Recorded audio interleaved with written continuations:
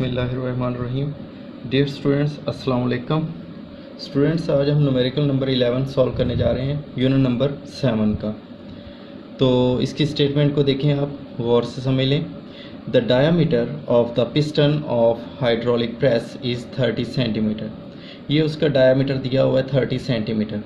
How much force is required to lift a car weighing 20,000 newton and its piston, or if the diameter of the piston of the pump is 3 centimetre.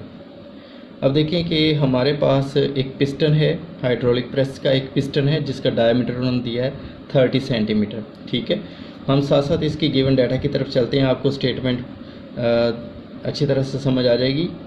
इसमें लिखा है कि diameter है, ये एक piston का diameter है 30 centimetre.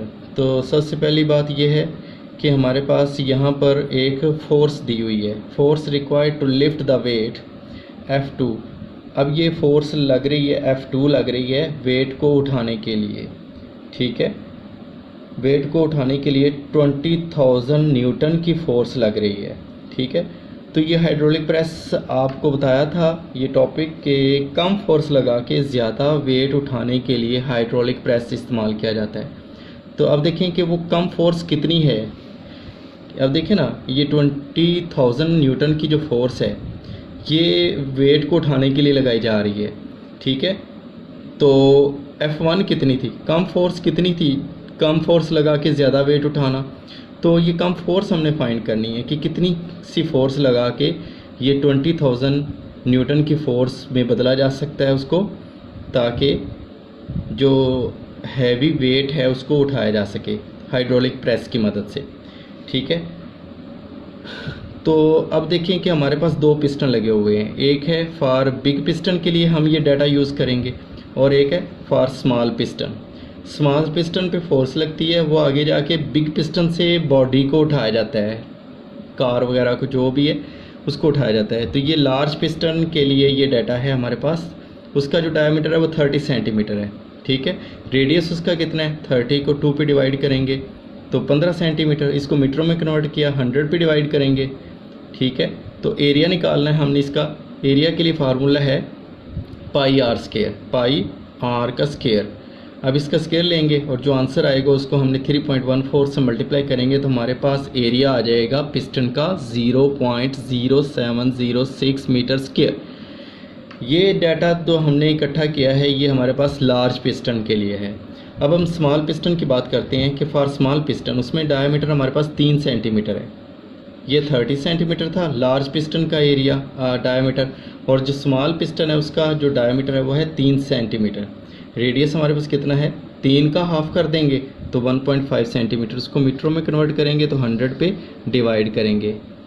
ठीक है ना स्टूडेंट्स, तो यहाँ पे रेडियस तक आपको समझ आ जाए। अब देखें, अब हम स्मॉल पिस्टन जो है उसका भी एरिया हमने फाइंड करना है, तो उसके लिए हमारे पास फार्मूला है पाई आर स्केयर, पाई आर का स्केयर। ठीक है, तो इसका एरिया हमारे पास आ गया। पहले इसका रेडियस जो है, रेडियस का स्केयर लेंगे 0.015 का स्केयर लेके हम 3.14 से मल्टीप्लाई किया है हमने, तो 0.000706 मीटर स्केयर आ चुका है। अब हमने हमारे पास एक फार्मूला है, पास्कल लॉ को हम यूटिलाइज़ करते हैं यहाँ पे। ठीक है, तो पास्कल लॉ के मुताबिक हमारे पास फार्मूला है 1/a is equal to F2/a। ठीक है, अब इसके मुताबिक हमने F1 निकालनी है। तो F1 के लिए अगर ये कैपिटल A जो है ये उधर जाकर मल्टीप्लाई हो जाएगा। ठीक है ना स्टूडेंट्स।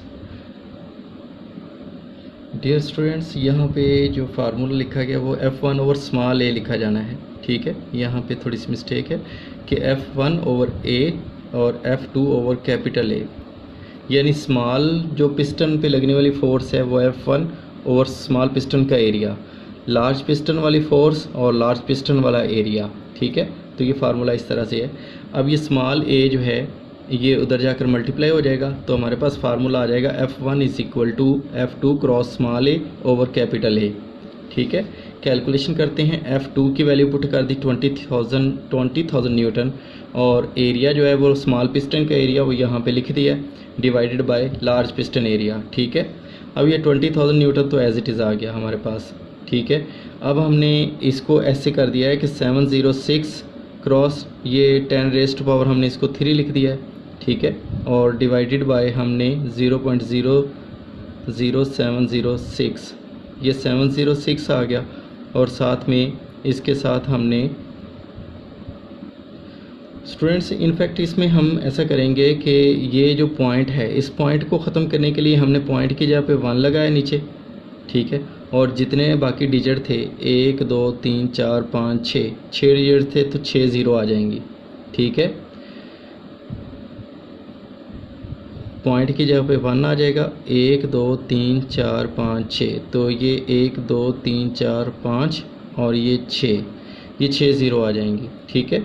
और अब देखें कि इसका पॉइंट ख़त्म करेंगे तो ऊपर पॉइंट की जगह पे 1 आ जाएगा, और बाकी कितने डिजिट हैं 1 2 3 4, 1 2 3 और ये 4 ज़ीरो आ जाएंगे, ठीक है स्टूडेंट्स।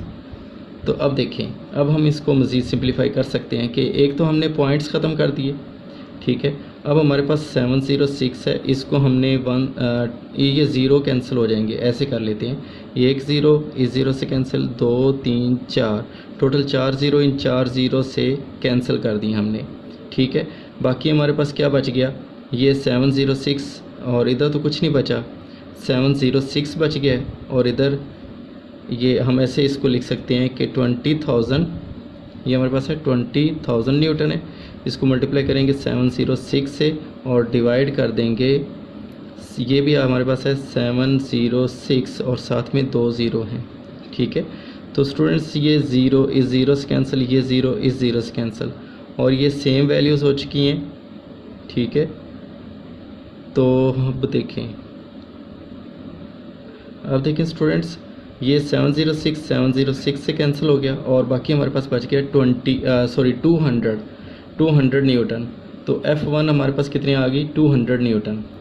तो यही हमारा फाइनल रिज़ल्ट है इस न्यूमेरिकल का, जिसमें हमने अब देखें स्टूडेंट्स कि F1 हमारे पास कितनी आ चुकी है, 200 न्यूटन, कि अगर F1 यानी कि 200 न्यूटन लगाएं फोर्स, ठीक है, तो कम फोर्स लगा के अब कितना वेट उठाया जा सकता है, यानी कि वो आगे जाके 20,000 न्यूटन फोर्स में कन्वर्ट हो जाती है हाइड्रोलिक प्रेस की मदद से, कि अब ये जो हमारे पास F2 बन गई है ये 20,000 न्यूटन में कन्वर्ट हुई है, यानी हमारा रिज़ल्ट तो ये हमने F1 फोर्स फाइंड करनी थी, ठीक हो गया students.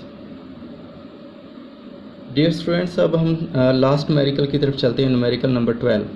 A steel wire of cross sectional area 2 × 10⁻⁵ metre square is stretched through 2 millimeter by a force of 4,000 Newton. Find the Young's modulus of the wire. The length of the wire is 2 meter.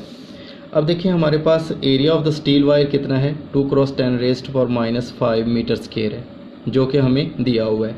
Stretching force कितनी है वो भी दी हुई है 4,000 Newton, और change in length delta L वो हमारे पास है 2 मिलीमीटर, उसको हम लिख सकते हैं 2 क्रॉस मिली जो होता है वो 10⁻³ के बराबर होता है मीटर।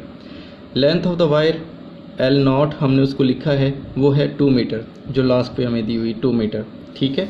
इसमें हमने यंग्स मॉडुलस फाइंड करना है, तो यंग्स मॉडुलस के लिए हमारे पास फार्मूला है y = F cross L not, ठीक है, F cross L not original length जो है वायर की F cross L not over A cross delta L, ठीक है स्टूडेंट्स। तो अब देखें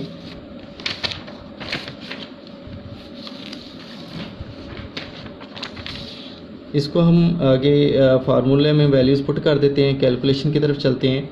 bye putting values we get y = यहाँ पे हमारे पास फोर्स आ गई, ठीक है।